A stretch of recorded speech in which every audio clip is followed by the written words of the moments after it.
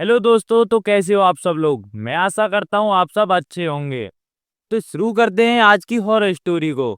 और दिल थाम के बैठ रहा, आज की जो हॉरर स्टोरी है ये एक प्रिया की है जो कि ग्वालियर की रहने वाली है। ये कहानी प्रिया की है जो कि ग्वालियर की रहने वाली थी, लेकिन काफी सालों से प्रिया लखनऊ में अपनी माँ के साथ रहती थी। प्रिया लखनऊ के एक प्राइवेट स्कूल में रिसेप्शनिस्ट का काम करती थी। प्रिया के जो पापा थे वो ग्वालियर में रहा करते थे, और बीते काफी सालों में प्रिया ने अपने पापा को लखनऊ अपने पास बुलाया, लेकिन वो हर बार मना कर देते थे। प्रिया की माँ जब कुछ दिनों में ग्वालियर जाया करती थी तो वो प्रिया को ये बोलकर नहीं ले जाती थी कि कहीं उसे नौकरी से ना निकाल दें, ज्यादा दिनों की छुट्टी होने की वजह से। हर बार जब उसकी माँ अकेले ही ग्वालियर चली जाती थी और कुछ दिन रहकर वापस आ जाती थी, लेकिन कहानी में बदलाव तब आता है जब एक दिन प्रिया की माँ ग्वालियर गई हुई थी और पीछे से प्रिया कुछ दिनों की स्कूल से छुट्टी लेकर अचानक से अपने घर अपने पापा से मिलने पहुंच जाती है। और प्रिया जैसे ही अपने घर पहुंचती है, उसकी माँ अचानक से प्रिया को देखकर इतनी घबरा जाती है कि प्रिया को वहां से जाने के लिए बोलने लगती हैं। लेकिन ये बात सुनकर प्रिया को अजीब लगता है कि उसकी माँ उससे ऐसा क्यों बोल रही हैं। लेकिन प्रिया अपनी माँ से बोलती है कि वो अपने पापा से मिले बिना वहां से नहीं जाएगी, और काफी साल उनसे मिले बगैर हो गए हैं। और वो अपने घर में इधर उधर देखने लगती है, लेकिन उसको अपने पापा कहीं नजर नहीं आते हैं। प्रिया उनको फोन भी करती है, और बार बार फोन करने पर भी उसके पापा फोन रिसीव नहीं करते हैं। उसने अपने पापा का काफी इंतजार भी करा। फिर प्रिया सोचने लगी कि माँ भी बार बार जाने के लिए बोल रही है और पापा भी फोन नहीं उठा रहे हैं। तो दुखी होकर प्रिया अपना बैग लेकर वहां से जैसे ही जाने वाली थी, तभी प्रिया घर से बाहर निकलती है और बेहोश हो जाती है। और रात को उसको एक सपना आया, उसके पापा ग्वालियर फोर्ट पर उसको ढूंढ रहे हैं। और ढूंढते ढूंढते अचानक से उसके पापा को छत पर एक लड़की दिखती है, और वो बिल्कुल प्रिया की तरह दिख रही थी। जैसे ही वो उसके पास जाते हैं, वो प्रिया नहीं बल्कि कोई चुड़ैल थी। उसे देखकर वो इतना डर जाते हैं और वहां से भागने लगते हैं, और उनका पैर फिसल जाता है, जिससे वो ग्वालियर फोर्ट की छत से नीचे गिर जाते हैं। और जैसे ही प्रिया ने ये देखा, उसकी चीख निकल गई, और वो जैसे ही उठती है तो देखती है कि सुबह हो चुकी है और बाहर से कुछ लोगों की आवाज आ रही थी। वो जैसे ही देखने जाती है तो उसने देखा कि उसके घर के बाहर काफी सारे लोग आए हुए थे।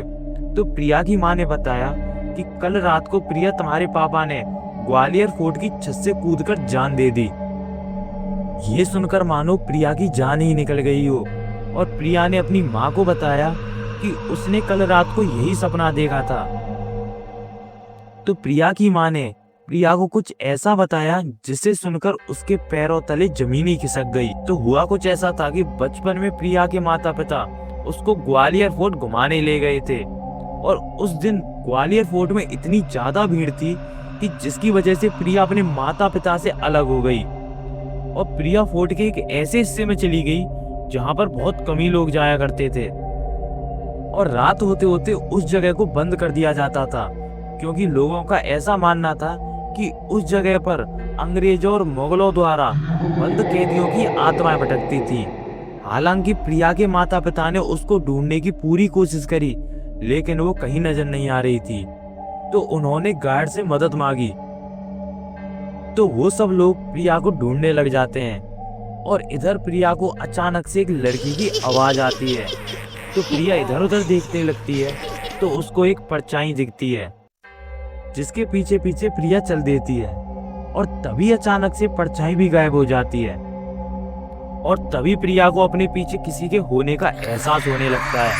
प्रिया जैसी पलटती है, उससे एक लड़की दिखती है जो कि बहुत ज्यादा डरावनी लग रही थी, जिसे देखकर प्रिया इतना डर जाती है कि वहां से भागने लगती है, और सामने एक कमरे में घुस जाती है और अपना गेट बंद कर लेती है और रोने लग जाती है। और अचानक से उस कमरे में प्रिया को वही लड़की दिखाई देने लग जाती है।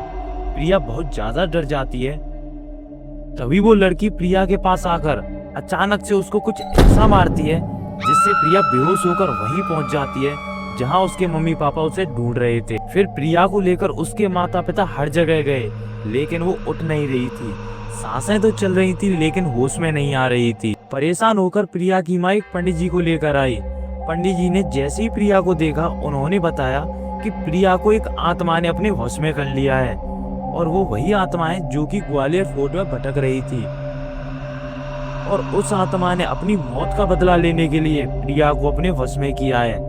ये सुनकर प्रिया के माता पिता बहुत ज्यादा परेशान हो जाते हैं। प्रिया के माता पिता ने अपनी बेटी को ठीक करने के लिए पंडित जी के आगे हाथ जोड़े और उनसे कहा कि कोई तो उपाय होगा प्रिया को ठीक करने के लिए। पंडित जी ने बताया कि उस आत्मा को अपनी मौत का बदला लेना है और अगर आप प्रिया को बचाना चाहते हो तो प्रिया की जगह उस आत्मा की किसी और को गुलामी करनी पड़ेगी और इस क्रिया में शायद वो इंसान मर भी सकता है। प्रिया के पिताजी ये क्रिया करने के लिए तैयार हो गए। पंडित जी जैसे ही पूजा करने लगे, उस पूजा की वजह से प्रिया की आंखें खुल गईं और मानो उसकी आंखें ऐसी जल रही थी जैसे उसकी आंखों में से आग निकल रही हो। और पंडित जी ने प्रिया के ऊपर मंत्र पढ़कर एक पाउडर फेंका और तभी प्रिया बेहोश हो जाती है और प्रिया के साथ साथ उसके पिताजी भी बेहोश हो जाते हैं। प्रिया तो थोड़ी देर बाद बिल्कुल ठीक हो जाती है। तो पंडित जी ने प्रिया की माँ से बोला कि प्रिया को ग्वालियर से बहुत दूर ले जाओ और यहाँ कभी मत लाना। इसलिए प्रिया की माँ उसको लेकर लखनऊ चली जाती है और उस श्राप की वजह से प्रिया के पिताजी बीमार रहने लगते हैं। लेकिन जिस दिन अचानक से प्रिया ग्वालियर आ जाती है, वो चुड़ैल फिर से प्रिया की जान की दुश्मन बन जाती है और तभी उसके पिताजी ने अपनी जान दे दी उस आत्मा को प्रिया के बदले। प्रिया की माँ ने जब ये सब उसको बताया कि उसके पापा उससे कितना प्यार करते थे, तो प्रिया ये सारी बातें सुनकर अपनी माँ से लिपटकर रोने लगती है। फिर उसके बाद प्रिया अपनी माँ के साथ हमेशा के लिए उस जगह से दूर चली गई। ऐसी बहुत सारी कहानियां हैं जो कि ग्वालियर फोर्ट से जुड़ी हुई हैं और ऐसी क्रीपी और हॉरर रियल स्टोरी देखने के लिए सब्सक्राइब कीजिए द सान स्टोरी।